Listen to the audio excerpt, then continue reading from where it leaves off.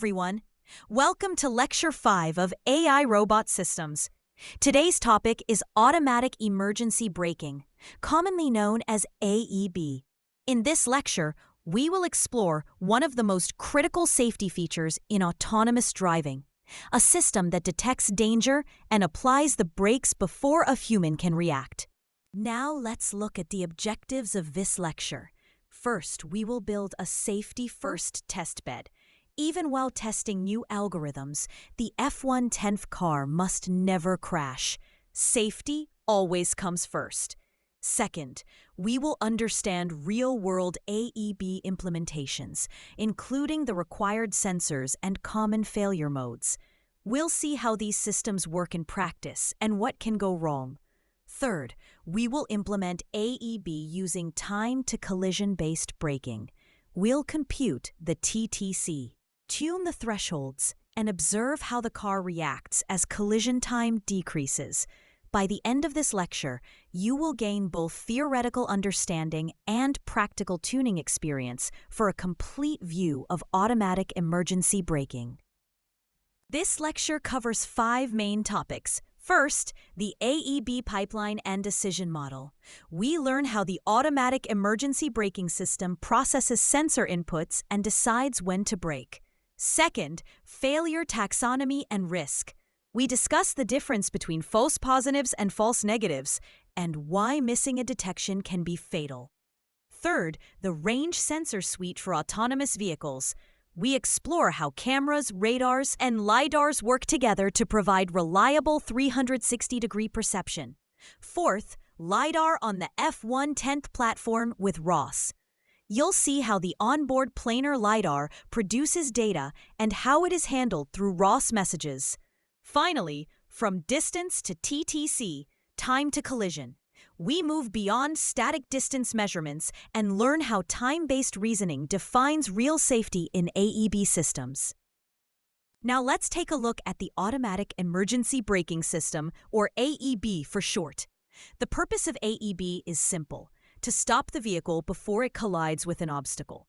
As you can see in the illustration, a red warning light appears at the center of the dashboard, together with an automatic braking alert message. The AEB system continuously monitors the environment using sensors mounted at the front of the vehicle, typically radar, LiDAR, and cameras. It keeps track of the vehicle ahead, pedestrians, and any obstacles on the road. The key idea here is relative distance and relative velocity. The system must determine how far the vehicle ahead is and how quickly that distance is closing. For example, if the car in front suddenly slows down, our radar detects the change in speed. In other words, the rate at which the distance is decreasing. If this value exceeds a certain threshold, AEB immediately displays a warning signal. If the driver reacts in time and applies the brakes, the system does not intervene. But if there's no response, AEB automatically begins partial braking.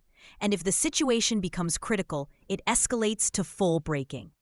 During this process, if the distance to the vehicle ahead decreases sharply, or if the closing speed increases rapidly, the system applies stronger braking force to either prevent a collision or at least minimize the impact. In summary, AEB estimates the likelihood of a collision by continuously analyzing both relative distance and closing rate, and steps in automatically when the driver reacts too slowly. It's a safety system designed to protect the driver, passengers, and everyone else on the road. Now, let's see how effective AEB really is. Recent statistics clearly show that automatic emergency braking has dramatically reduced collisions and, more importantly, has saved countless lives. Because of this, by the end of 2021, European regulators mandated AEB as a standard feature in all newly manufactured vehicles. It's no longer an optional safety package. It's built into every car by default. This regulation also includes a family of crash avoidance technologies that work together with AEB. Forward Collision Warning, or FCW, alerts the driver early when a collision risk is detected ahead. Crash imminent braking automatically applies the brakes if the driver does not respond in time.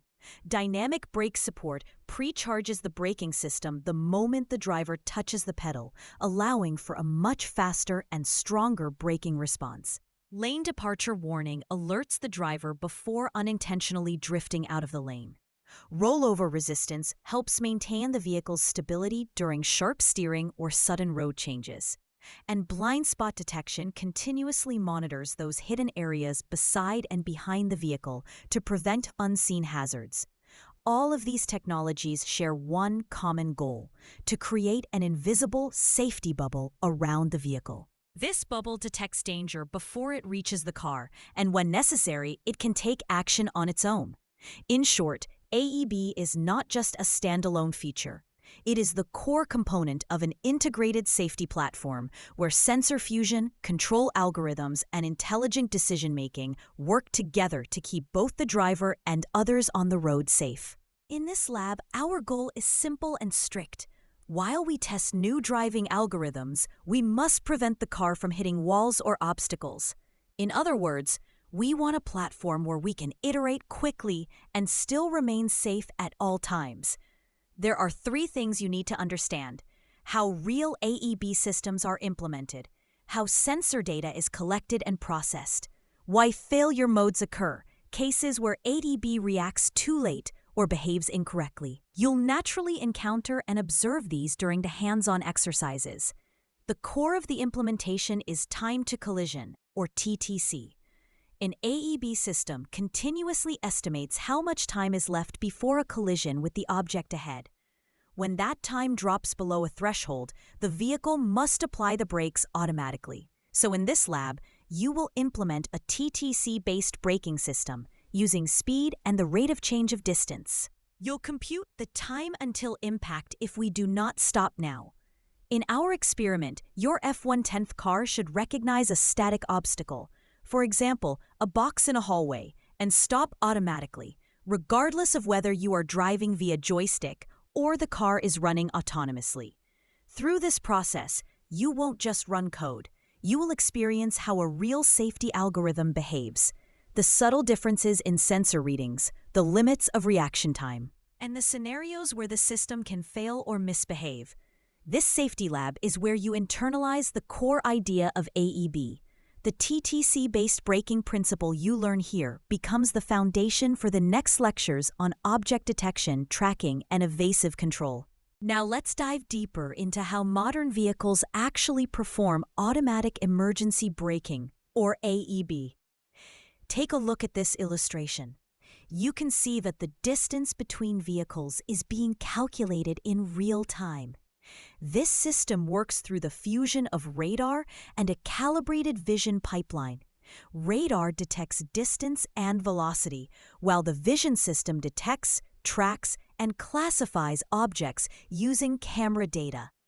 By combining these 2 sources, the vehicle builds an accurate understanding of where nearby objects are and how they're moving. Let's ask a question here. What kind of vision processing pipeline is required to achieve this perception? You already know the 3 main components: object detection, tracking, and trajectory prediction. Now, what minimum information is required to design an AEB system? There are 3 key pieces: distance to surrounding objects, which is primarily measured by radar; object shape, motion direction, and speed obtained from the camera-based vision pipeline; and finally, which object poses the highest collision risk, also called the critical object. An important point here is that we don't necessarily need to know what the object is, whether it's a car, a truck, or a motorcycle. From AEB's perspective, the only question that matters is it moving toward me, and could we collide? Once that's determined, the next step is to select the object with the highest collision likelihood.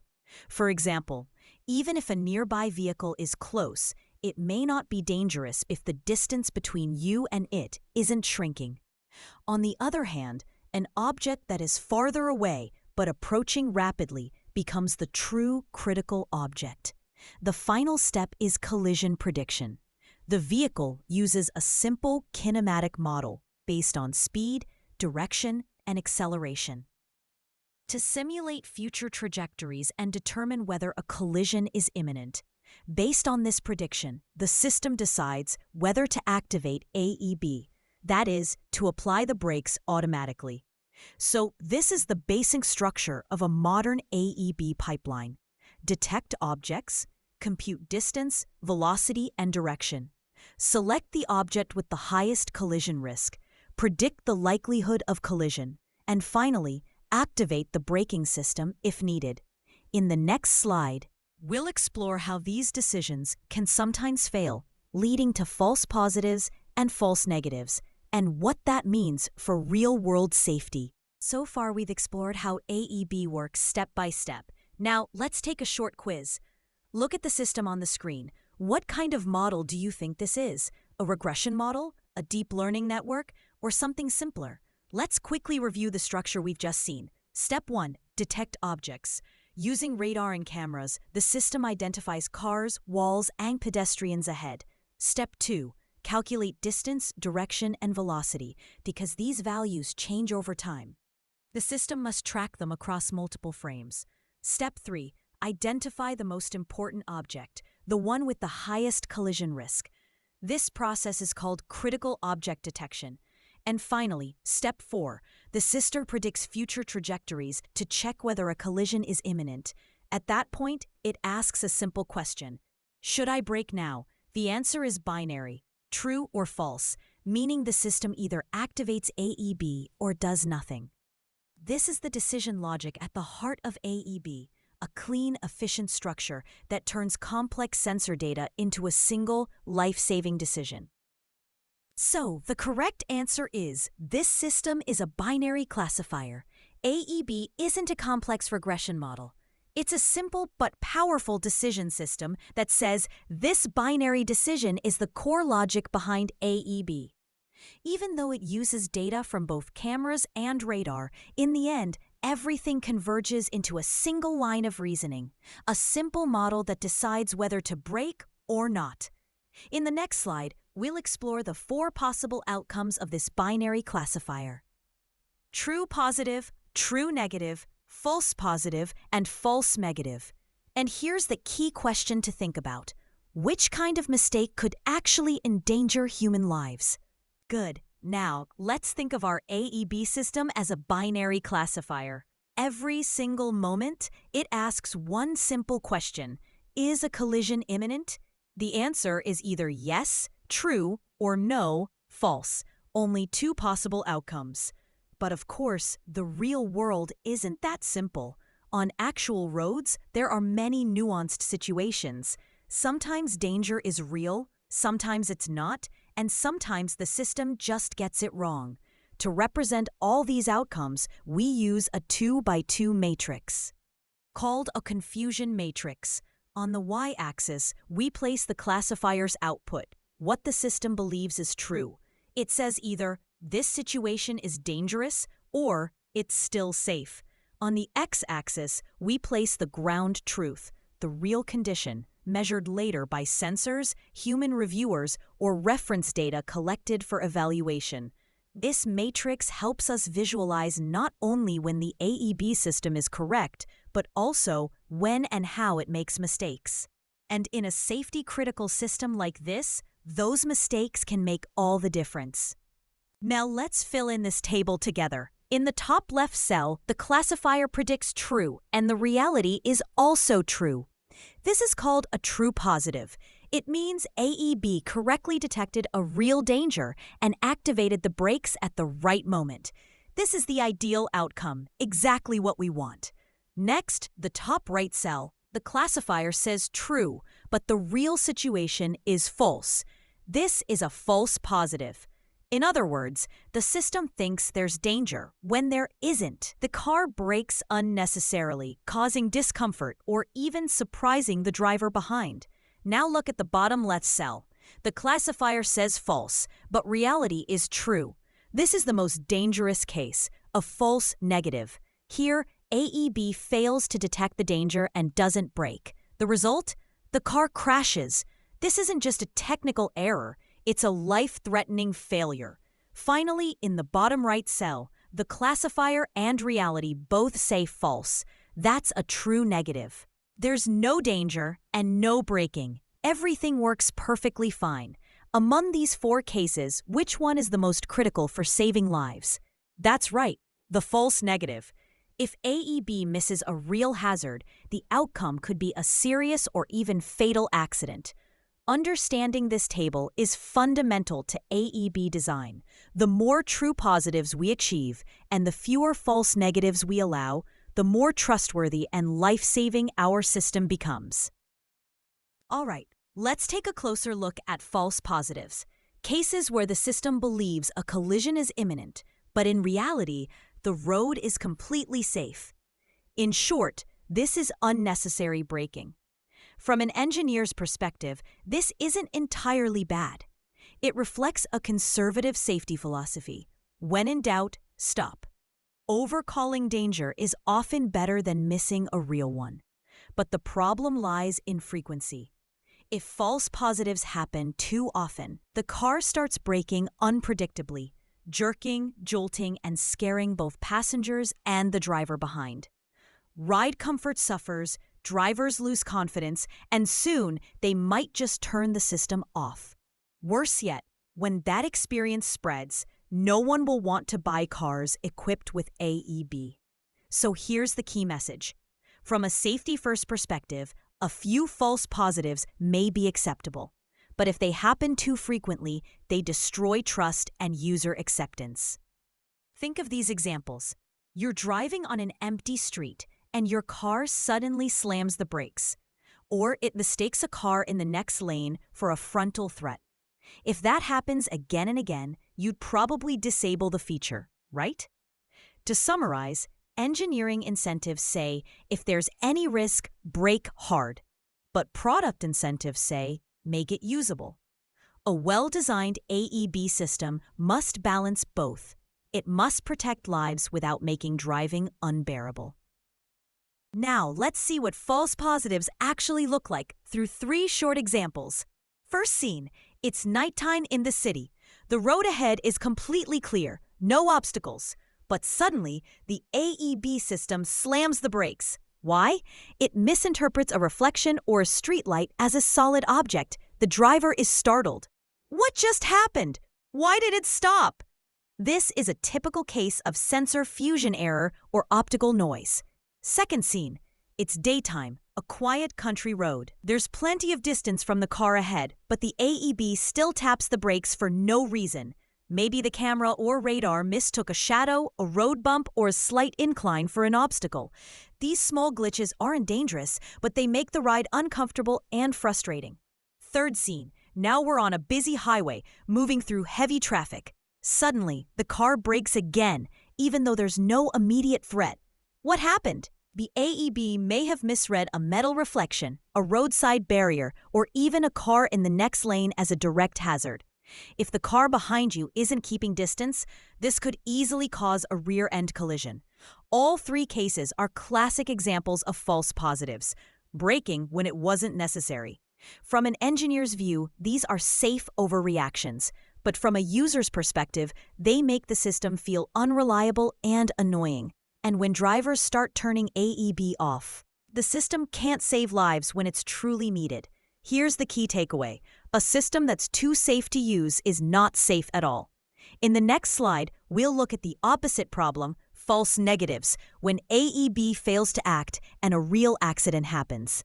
Now let's talk about the most serious error, the false negative. Look at the confusion matrix again. Earlier we saw that false positives were uncomfortable and annoying, but they didn't directly threaten lives. However, focus on the bottom left red cell. This is the false negative, the case we fear the most. A false negative happens when the situation is actually dangerous, but the system mistakenly says it's fine. In other words, a collision is imminent. And AEB does not activate. This is not just an algorithmic bug. It is a failure that can cost human lives. That's why, as the slide states, false negatives kill innocent people. Because of this, regulators and insurers pay extremely close attention to false negatives. They translate directly into legal liability, financial losses, and most importantly, a collapse of public trust. So, the design target of an AEB system is not zero false positives. The real goal is to never allow false negatives. A few unnecessary breaks may be tolerable, but if the system fails in the one moment that truly matters, we can no longer call it a safety system. In the next slide, we'll examine a tragic real-world case, the Uber Arizona autonomous driving incident. You'll see exactly how a false negative can unfold and why 0% false negatives is a non-negotiable standard for evaluating AEB performance. Let's take a look at a real case. This clip contains real accident footage. In 2018, in Tempe, Arizona, an Uber autonomous vehicle struck a pedestrian, resulting in a fatality. The vehicle was in autonomous mode, and there was a safety driver in the seat, but the driver was not watching the road. Investigators found that the vehicle's LiDAR detected the pedestrian about 6 seconds before impact, roughly 115 meters away. However, the autonomous system did not decide that emergency braking was necessary. 4.7 seconds passed in that state, and only 1.3 seconds before impact did the system attempt emergency braking. Far too late. At the time, the vehicle was traveling at 43 miles per hour, about 70 kilometers per hour. Had it been going 25 miles per hour, about 40 kilometers per hour, it might have stopped in time. But at the higher speed, the collision proved unavoidable, and the pedestrian did not survive. Here's the critical issue. The system detected an object, but failed to classify it correctly. LiDAR knew something was there, but the software did not reliably determine whether it was a person, a bicycle, or simply a shadow. This is the essence of a false negative in a safety-critical context, a real imminent danger, and a system that fails to act. Transition.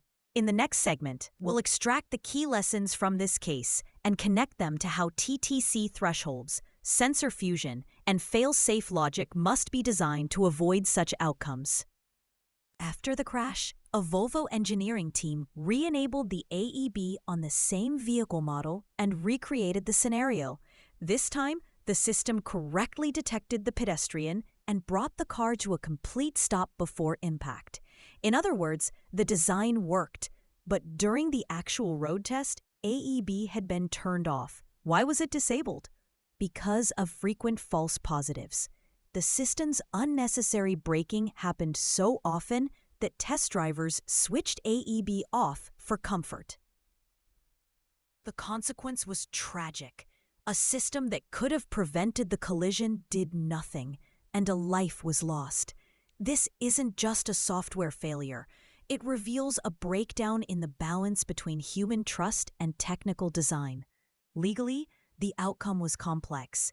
Uber, as a company, avoided criminal charges, while the safety driver inside the vehicle was charged with negligent homicide. This case raises an uncomfortable question. When an autonomous vehicle crashes, who is responsible? The driver, the manufacturer, or the system itself?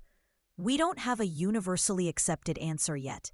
First lesson is, if a so-called autonomous system says, in a crash, the human is responsible, then it isn't truly autonomous. A genuine autonomous system must also own the consequences of its decisions. Second lesson, safety must be usable. If false positives drive users to disable the feature, the system becomes unsafe in practice. No matter how good it is in theory. Next, we'll connect these lessons to AEB design targets, why the industry emphasizes zero false negatives, how to tune TTC thresholds, and how fail-safe logic can preserve both trust and safety. As the cases we've discussed make clear, false negatives are life-threatening. In your design, the number one goal must be to drive the false negative rate to zero. Across the automotive industry, this principle is increasingly a legal expectation. To truly protect human life, AEB must never miss the scenarios that matter, a 0% false negative policy. So how do we evaluate performance? The industry now uses AEB rating systems, stars, scores, or diamond icons to quantify reliability and operational capability. For example, a 5-diamond rating indicates the system can prevent collisions up to 70 miles per hour and can even execute dynamic avoidance maneuvers, both forward and lateral. By contrast, a system rated at 2.4 stars may work well below 40 miles per hour, but still shows moderate levels of false positives and false negatives. Not perfect, but providing a baseline level of safety. This raises an essential question. If the system makes decisions in place of a human, how much do we trust it? No matter how sophisticated the technology, it must be trustworthy enough to bear the consequences of its decisions. That trust is not just a matter of accuracy metrics. It depends on real-world safety and a clear framework of responsibility. In today's lab, you'll apply these ideas directly. You'll implement a LiDAR-based AEB algorithm, minimizing false negatives while tuning down excessive false positives. To summarize, false negatives are never acceptable. False positives should be reduced, but not at the expense of safety. The essence of tuning is finding the right balance between these two. From now on, we'll see how each sensor contributes to perception, what their strengths and weaknesses are, and why sensor fusion, combining them intelligently, is the foundation of every advanced AEB system. We as humans use our 2 eyes to perceive the world. We can recognize objects, estimate distances, and sense how fast something is moving, all intuitively. So here's a question. Why do autonomous vehicles need so many sensors? Wouldn't one camera or one radar be enough? The answer is absolutely not, because no single sensor can cover all environmental conditions. Autonomous vehicles rely on sensor fusion, combining data from multiple sensors to achieve a complete 360-degree understanding of the world. Let's go through the major sensor types. First, the structured light sensor. It projects an infrared pattern, measures the deformation in reflection, and calculates depth very precisely at close range. It's excellent indoors, but weak under strong sunlight. Second, the stereo camera. 2 cameras view the same scene from slightly different angles. By comparing parallax, it estimates depth, just like our human vision. Sensors like Z and Intel RealSense belong to this category. Third, the monocular camera. A single camera can't directly measure depth, but by observing motion over time, it can infer distance through structure from motion techniques. It's mainly used for object recognition and classification. Fourth, the radar. Using radio waves, it measures both distance and speed. Radar works reliably through rain, fog, and darkness, making it one of the core sensors in AEB systems. Fifth, the ultrasonic sensor. It emits high-frequency sound waves to detect objects within about 5 meters. It's ideal for parking assist and blind spot detection. And finally, the LiDAR, light detection and ranging. It emits laser pulses and measures reflection time to build a 3D point cloud of the environment. There are 3 main types of LiDAR. Planar LiDAR, 2D horizontal scanning, example Hokuyo RP LiDAR. 3D rotating LiDAR, multi-layer, full 3D scanning, example Velodyne Ouster. Solid-state LiDAR, no moving parts, uses electronic beam steering, compact, durable, and now widely used in commercial vehicles. Together, these sensors form the perception backbone of modern autonomous vehicles. Each one covers the other's weaknesses, and only through fusion can the car truly see the world with both accuracy and redundancy, the 2 foundations of safety. Here we have a typical sensor layout for an autonomous vehicle, what's often called the range sensor suite. At the front, you'll find the long-range radar and the forward-facing LiDAR. These are responsible for key safety functions, such as automatic emergency braking, AEB, pedestrian detection, and collision avoidance. On the sides, we have mid-range radars and cameras. Together, They handle lane departure warnings, side collision prevention, and cross-traffic alerts when approaching intersections. At the rear, ultrasonic sensors and rear cameras work together to provide parking assistance, rear collision warnings, and blind spot detection. All of these sensors combine to give the vehicle a full 360-degree awareness of its surroundings, with each region of the car covered by sensors optimized for its role. To summarize, radar excels at measuring distance and speed. Cameras are best for object recognition and classification. LiDAR provides precise 3D shape and spatial mapping. Ultrasonic sensors are ideal for short-range safety and parking assist. Together, these create a layered perception system where every sensor complements the others, ensuring that the vehicle sees the world with both breadth and precision. Let's take our first sensor example, the Intel RealSense D435i, an RGB-D camera. This is not just a regular camera. As the name suggests, it delivers RGB plus depth, that is, color images together with a per-pixel depth map. How does it work? The D435i uses active infrared stereo. Two infrared cameras observe a projected IR pattern from slightly different viewpoints. By measuring how that pattern is deformed between the two images, the device triangulates distance and produces a depth image. Now, the advantages. First, it can generate a full 3D point cloud, which is excellent for visual SLAM, simultaneous localization and mapping. Second, because it's IR stereo, it's less sensitive to ambient light and color changes. That means stable depth indoors and even at night. Third, the RealSense SDK is mature and well supported in ROS, Python, and C++. The D435i also includes a calibrated IMU, so you can estimate orientation and motion alongside depth. There are limitations to keep in mind. The reliable range is roughly up to 10 meters. Depth maps can become noisy depending on lighting and surface reflectivity. And setup can be tricky, especially on Linux, where kernel modules may need to be built. If the pipeline is misconfigured, performance will suffer. On the demo you're seeing, the top view is a standard RGB image. The bottom view is the depth map. Color-coded, red for near objects, blue for far. In the lower right, that same data is rendered as a 3D point cloud, showing how RGB sensing feeds directly into mapping, tracking, and ultimately the AEB perception pipeline. Now let's look at the stereo camera or binocular vision system. Here, our example is the Z camera. The key principle is called stereogeometry or multi-view geometry.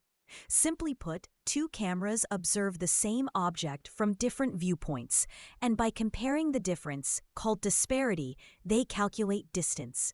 This is exactly how human vision works.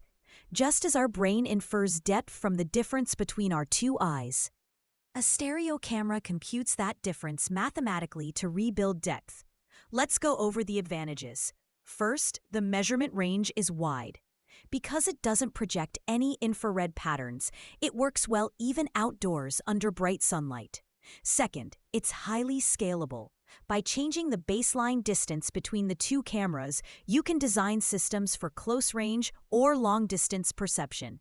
Third, the IMU is already calibrated, so it can be used for visual inertial odometry, or VIO.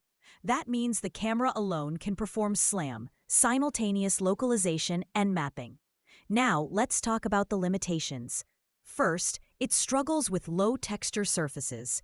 When an object's surface has little visual detail, like a plain wall or ceiling, it becomes difficult to compute accurate disparity and depth.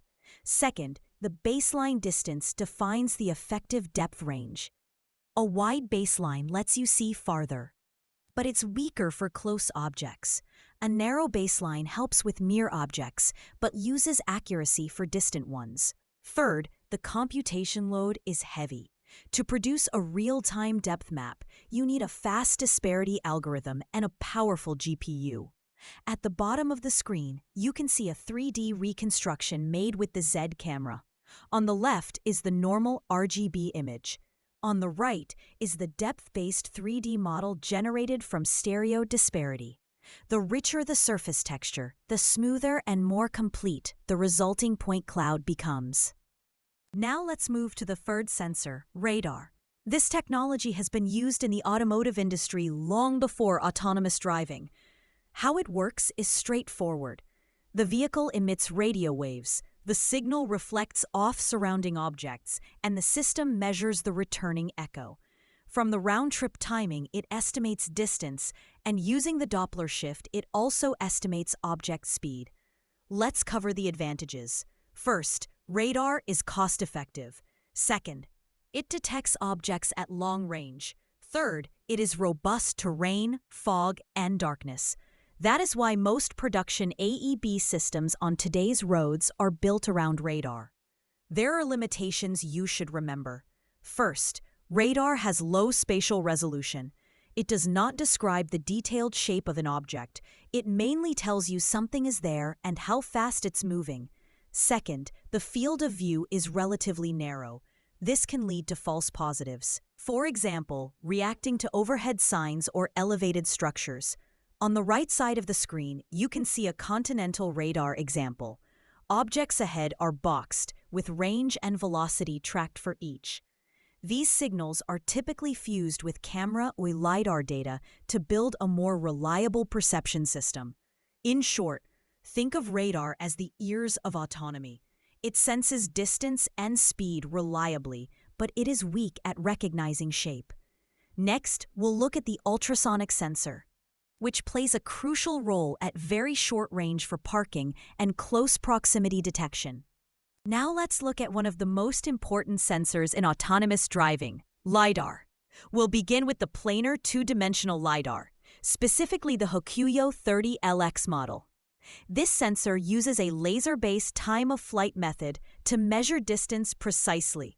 It emits a laser beam, waits for the reflection to return, and from that travel time, it computes how far the object is. By sweeping the beam around, it builds a two-dimensional distance map of the surroundings. The advantages are clear. First, it's relatively affordable. Second, the data structure is simple and easy to process. Third, it offers fast updates with low computational load. Because of this, 2D LiDAR is one of the most widely used sensors in ROS-based autonomous driving research. In fact, the F-110th vehicle relies on this Hokuyo 2D LiDAR as its core sensor for obstacle detection and path following. But there are some limitations. This sensor only operates on a flat horizontal plane. That means when the terrain is uneven or sloped, it struggles to recognize obstacles accurately. Since it lacks height information, it may miss small or elevated objects, like a cup on a table or a low curb on the road. On the top right of the screen, you can see a simulation where the 2D LiDAR scans around the vehicle, generating yellow and red points that represent measured distances. In the lower clip, you can see the actual F-110th car using this LiDAR data to perceive its surroundings and follow a trajectory autonomously. To summarize, two-dimensional LiDAR is simple but fast, and it remains one of the most practical sensors in the ROS ecosystem. Now let's move on to the next step, three-dimensional LiDAR, which can capture height information as well. Now let's step up to three-dimensional LiDAR. Our demo hardware is the Ouster OS2. It works on the same time-of-flight principle as 2D LiDAR, but instead of scanning a single plane, it spins multiple laser layers to sweep the full volume around the vehicle. Where a 2D unit only sees a slice, a 3D LiDAR produces a full point cloud with distance, height, and shape. Here are the strengths. First, you get accurate 3D perception with rich geometry. Second, the measurements approach image-like density and resolution. Third, the sensing range can extend beyond 200 meters, which is ideal for high-speed driving. That is why many high-performance autonomous cars and robo-taxis make 3D LiDAR a primary sensor. There are important drawbacks. First, it is expensive. Second, rotating mechanical parts can reduce long-term reliability. Third, it produces a large volume of data. So real-time processing typically requires GPU parallel computing. On the right, you can see a real urban point cloud that clearly distinguishes buildings, vehicles, and pedestrians. Below that is a diagram of the point pillars network, a popular deep learning approach that converts 3D point clouds into a 2D CNN representation for real-time object detection. In short, 3D LiDAR is the eye of autonomy. It gives a 360-degree view and captures both distance and shape. Cost and compute are the main challenges today, which is why solid-state LiDAR is emerging as a promising next step. Now let's step up to three-dimensional LiDAR. Our demo hardware is the Ouster OS2.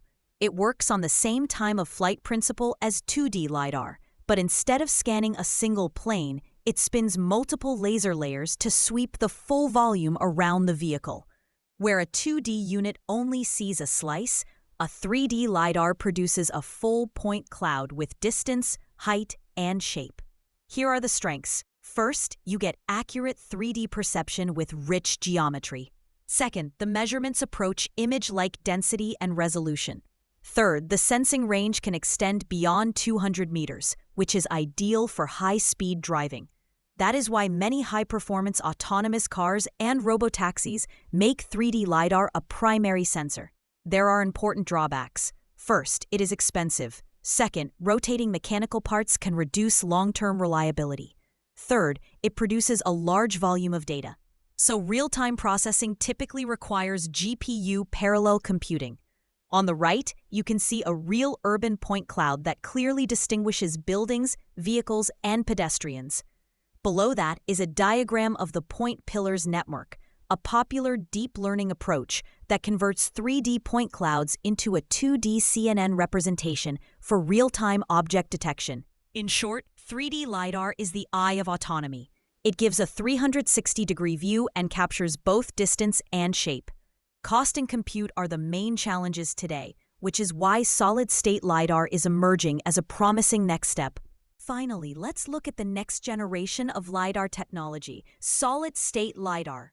A representative example is the Velodyne Veloray. This sensor still uses the time-of-flight principle, but unlike traditional 2D or 3D LiDAR, it does not rely on mechanical rotation. Instead, it uses solid-state semiconductor components to electronically steer the laser beam. In older LiDARs, a spinning motor swept the environment. Here, there are no moving parts at all. An optical phased array inside the sensor changes the phase and angle of each laser beam, allowing extremely fast directional scanning. There are three major advantages. First, it is compact and highly durable. Because nothing moves, it resists vibration and shock, and the overall size is much smaller. Second, it can be manufactured at lower cost. Its chip-based design supports mass production, making it suitable for large-scale deployment in consumer vehicles. Third, it is lightweight and power-efficient, ideal for small robots and drones. But there are still challenges. First, the field of view is limited. Second, its range is shorter than that of mechanical LiDARs. And finally, both the technology maturity and mass production availability are still developing. On the right side of the screen, you can see the Veloray scanning an urban scene. It measures over 9 million points per second, creating depth maps so detailed that it truly acts like an eye of light. To sum up, solid-state LiDAR is the future form of LiDAR. It is small, robust, and affordable, though still balancing performance with scalability. Thanks to these advances, the next generation of autonomous vehicles will achieve even safer and more efficient environmental perception. Now let's focus on the sensors actually used on our experimental platform, the F110. What you see here is the Hokuyo 30LX 2D LiDAR. It is compact and lightweight, yet delivers precise distance measurements. It spins at 40 Hz, and with each revolution, it collects 1,080 distance samples. That gives us a field of view of about 270 degrees with 1 centimeter distance accuracy. On the right, you can see the LiDAR mounted at the very top of the vehicle. This placement is crucial. It provides a clear, unobstructed view of obstacles, walls, vehicles, and pedestrians all around the car. The data from this Hokuyo LiDAR feeds every major perception module on F110. It powers AEB, SLAM, path planning, and obstacle avoidance. In short, it is the primary sensing backbone that enables the car to perceive, decide, and drive safely. Now let's look at how the planar LiDAR on the F-110 vehicle actually works. At its core, LiDAR measures the time of flight of light. It sends out a laser beam, and when that beam bounces off an object and returns, the sensor measures how long the round trip took. The basic equation is simple. Distance equals the speed of light multiplied by travel time divided by 2. Because the light travels to the object and back, we divide by 2 to get the true one-way distance. The maximum detection range of the LiDAR is limited by the energy of the laser pulse. As the beam travels farther, the signal weakens, and a strong signal-to-noise ratio is required to detect the reflection reliably. The strength of that reflected signal depends on several factors: how much the laser beam spreads, the angle and surface material of the object, the humidity in the air, and the sensitivity of the receiver. On humid days or when the surface is dark and non-reflective, the return signal becomes weaker and the detection range gets shorter. On the right side of the slide, you can see how the transmitter sends the laser beam out and the receiver collects the reflection. This simple mechanism forms the foundation of how the F-110 vehicle perceives its surroundings. In fact, this principle is at the very heart of its autonomous perception system. Let's dive into how the Hocklio 10LX planar LiDAR on the F-110 actually works. This sensor detects obstacles out to 10 meters and scans with a field of view of about 270 degrees. In practice, the car can see most of what's in front and on both sides. The LiDAR doesn't fire a single beam once and stop. It spins at roughly 40 Hz, which means about 40 full sweeps per second, and during each sweep, it emits 1,080 beams. Those beams are spaced by about 0.25 degrees. For each beam, the sensor measures how long the reflected light takes to return and converts that time of flight into distance. From a single sweep, you get 1,080 distance values. Combine those values and you have the laser scan you're used to seeing, a dense arc of range measurements that paints the environment in front of the vehicle. This rapid, wide-angle scanning is what lets the F-110 reliably perceive obstacles and stay safe at speed. Here we can see how the LiDAR message structure is defined in ROS. It uses the message type sensor_MSGs/laser scan, and inside it several float 32 fields are included. The most important field is ranges, the array of distance measurements. Each element in this array represents the distance detected by a single laser beam. Specifically, the ith value corresponds to the distance measured by the ith beam, starting from angle minimum and increasing by angle increment with every step. The fields angle minimum and angle maximum define the scanning range, while range minimum and range maximum specify the reliable distance limits. For example, objects closer than 0.1 meters or farther than 10 meters are ignored, since their reflections are too weak or unstable to trust. All of these values are published through the ROS topic/scan. When we subscribe to this topic, the terminal displays a live stream of distance arrays. If no obstacle is detected in a given direction, the corresponding beam value appears as infinity, meaning the LiDAR saw nothing within range. At first glance, this data may look like a simple list of numbers, but in reality, it is the eyes of the autonomous vehicle. From this array, the car perceives obstacles, and algorithms like Follow the Gap use it to navigate safely and avoid collisions. In short, this simple laser scan message forms the foundation of perception in autonomous driving. Now, let's take a closer look at what kind of data a LiDAR scan actually produces. When the sensor performs a single sweep, it generates 1,080 distance measurements arranged as an array. We usually call this array A, and each element, A of I, represents the distance measured by the ith laser beam. For example, A of 0 is the first beam's distance, and A of 1079 is the last one.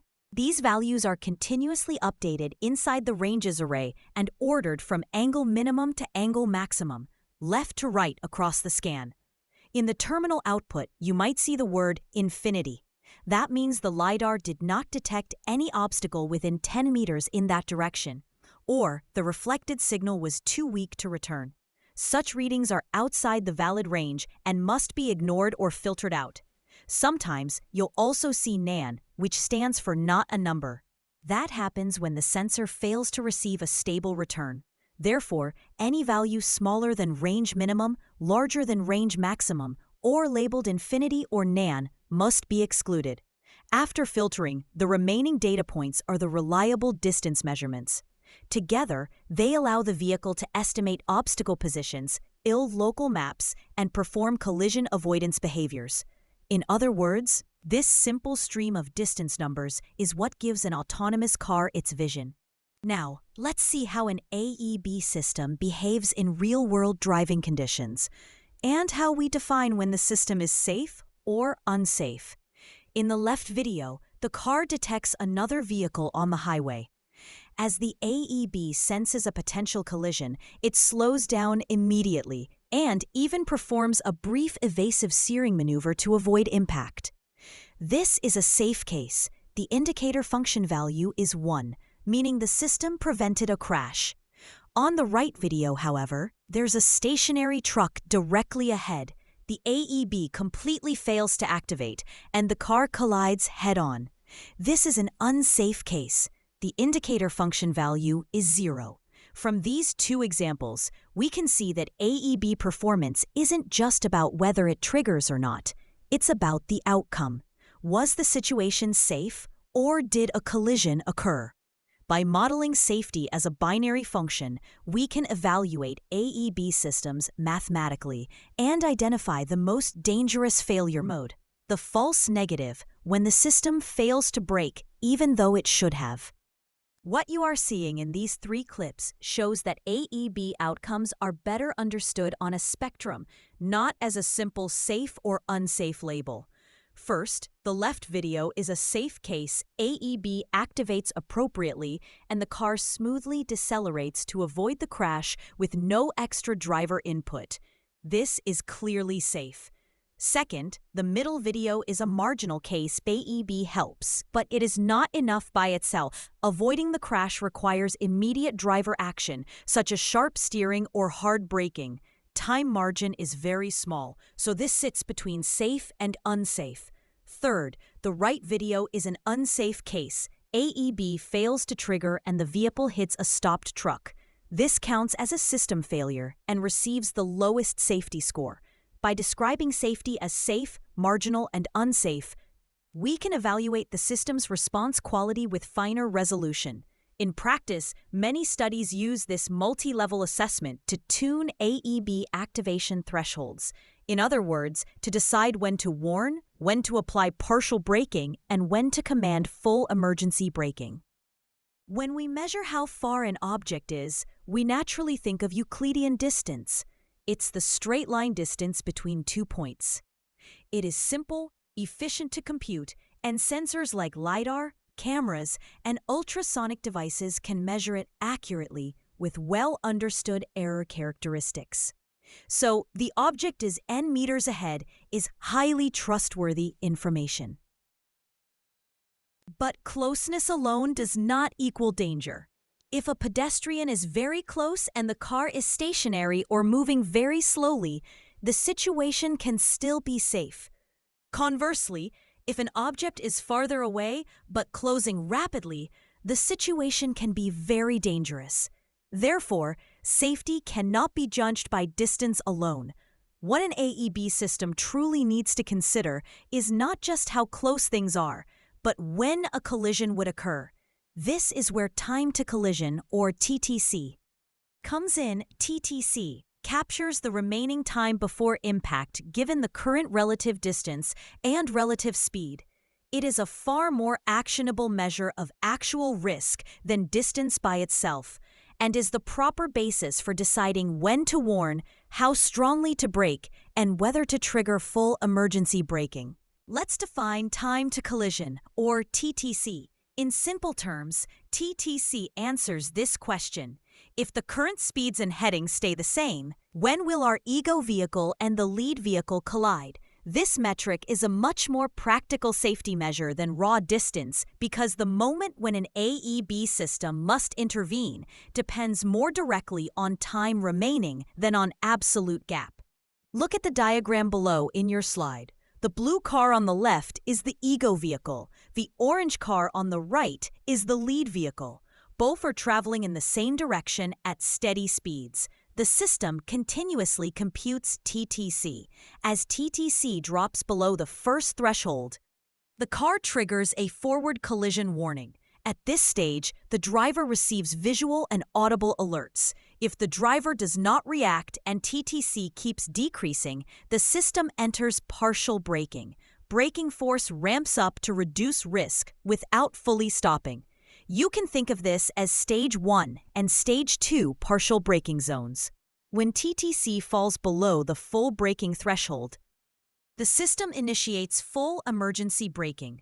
Now, the vehicle applies maximum available deceleration immediately to avoid the crash or at least minimize impact severity. So TTC is not just a physical time calculation. It is the primary trigger signal that governs when to warn, how much to brake, and when to command full AEB. Now let's define time to collision, or TTC, with a simple equation you can reason about while driving.